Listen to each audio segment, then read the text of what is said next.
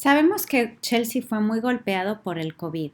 Para poder entender mejor qué pasó y cómo cuidarnos, hicimos un análisis de los casos positivos que tuvimos de marzo a agosto del 2020. Pudimos analizar 3.302 casos. Estos son casos que tuvimos entre el 9 de marzo y el 3 de agosto.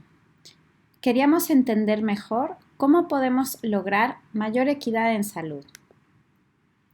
Lo que encontramos es que para principios de abril teníamos un pico de hospitalizaciones. También, 2 semanas más tarde, tuvimos el pico de fallecimientos.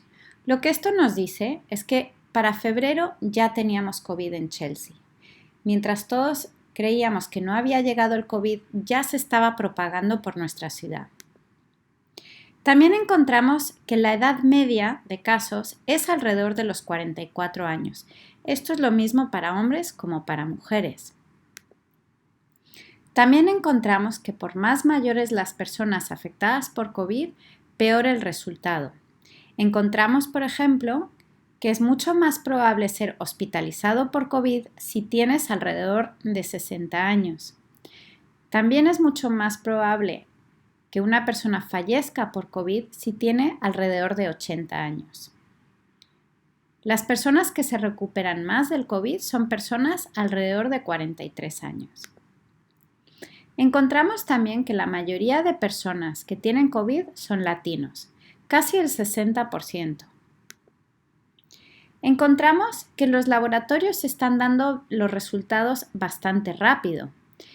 Hemos utilizado 31 laboratorios, pero en general hay 6 laboratorios que usamos más.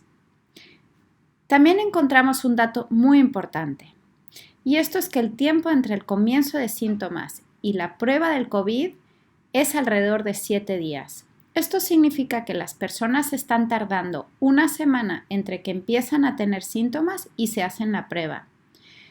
¿Qué tenemos que aprender de esto? Que tenemos que hacernos la prueba mucho más rápido. Tenemos que empezar a hacernos la prueba en cuanto tengamos el primer síntoma. O lo que es mejor, ni siquiera esperar para tener síntomas. Durante esa semana que las personas empezaron a tener síntomas y se hicieron la prueba, pudieron haber infectado o expuesto a muchísimas personas. Esto puede ayudarnos a explicar por qué en Chelsea hubieron tantos casos de COVID. En cuanto a los síntomas, encontramos otro dato muy importante. Más del 35% de personas con COVID no tuvo ningún síntoma. Esto significa que 1 de cada 3 personas no tiene los típicos síntomas del COVID. No pierde el olfato, no tiene fiebre, no tiene dolor de cabeza, no tiene falta de apetito. Significa entonces que no tenemos que esperar a tener síntomas para ir a hacernos una prueba del COVID. Y tampoco podemos pensar que una persona que no tiene síntomas del COVID no tiene COVID. Esto nos ayuda a protegernos y a cuidarnos como comunidad. Recuerda, el 35% de personas en Chelsea no tuvieron síntomas. También encontramos diferencias importantes en los síntomas que tienen las personas. Por ejemplo, encontramos que las personas de la tercera edad tienen menos probabilidad de tener escalofríos, dolor de cabeza, dolor de cuerpo, menos probabilidad de tener dolor de garganta y menos probabilidad de tener fiebre. Esto es un dato importante porque muchas veces usamos la fiebre como un síntoma del COVID. Recuerda que con las personas mayores es mucho más probable que tengan otros síntomas, como por ejemplo la pérdida de apetito y olfato. De todas formas, recuerda que el 35% de personas con COVID ni siquiera tienen síntomas. Los niños también tienen menos dolor de cuerpo, menos escalofríos y menos dolor de cabeza. También encontramos que los diabéticos tienen menos dolor de cabeza. Por lo contrario, encontramos que los latinos, los que se conocen como otros en la categoría de raza, tienen la experiencia de mucho más falta de aliento. Casi 5 veces más falta de aliento. Esto es importante porque la falta de aliento es una experiencia muy traumática para las personas. Los asmáticos también viven mucho la experiencia de que les falta el aliento, casi 6 veces más que las personas que no tienen asma. En cuanto a las características clínicas, encontramos que las personas que van al hospital acaban estando en el hospital casi 8 días. El 90% se recupera, pero tristemente casi el 10%, o sea, el 9%, fallece. ¿Qué tiene que ver el COVID con el empleo? Como hemos visto en el resto del país, la mayoría de personas que tienen COVID son personas mayores, en este caso jubilados. También encontramos que las personas que son trabajadores esenciales tuvieron más COVID que las personas que no tuvieron trabajos esenciales. Esto es importante porque son personas que salen de la casa para ir a trabajar. Las personas que no tienen trabajo también tienen COVID, lo cual significa que porque no estemos saliendo de la casa no significa que no nos estemos exponiendo al COVID. También encontramos, como hemos visto en el resto del país, que los jubilados también tienen el índice más alto de hospitalización.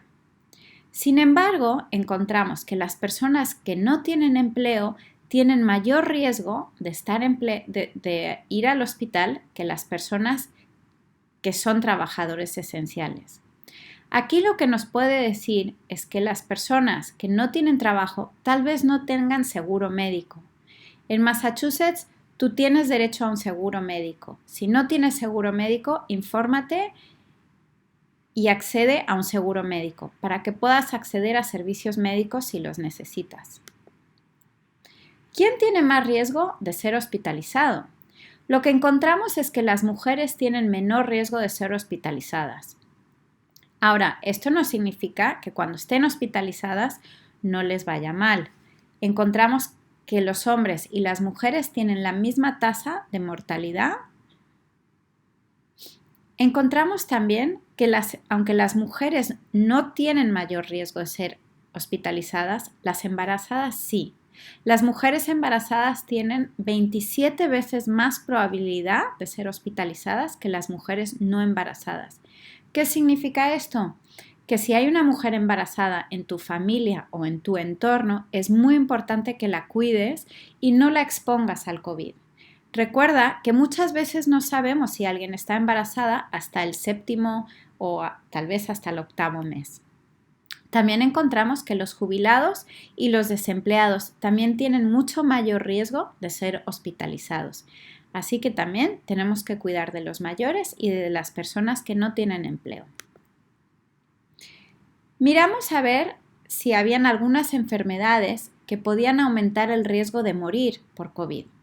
Lo que encontramos es que los latinos en general tienen menos probabilidad de morir del COVID. Esto tiene que ver probablemente con que los latinos son más jóvenes y las personas que se están muriendo de COVID suelen ser personas mayores que en Chelsea suelen ser personas blancas. Sin embargo, cualquier persona que tenga una de estas enfermedades tiene mucho mayor riesgo de morir por COVID. Las personas con enfermedad cardíaca, con EPOC, que es enfermedad pulmonar, hipertensión o diabetes, tienen muchísimo mayor riesgo de morir por COVID que las personas que no tienen esta enfermedad.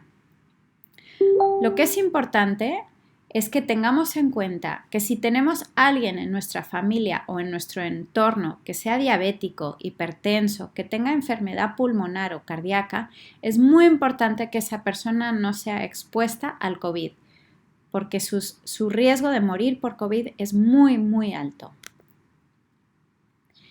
En general, encontramos, como en todo el país, que los jubilados tienen mucho mayor riesgo de morir.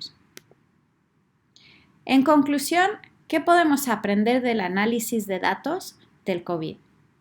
Lo primero es que los que más tienen COVID en Chelsea son latinos, trabajadores esenciales de 40 años y personas jubiladas. Encontramos que las personas jubiladas y los mayores tienen mayor riesgo de ser hospitalizados y de morir por COVID.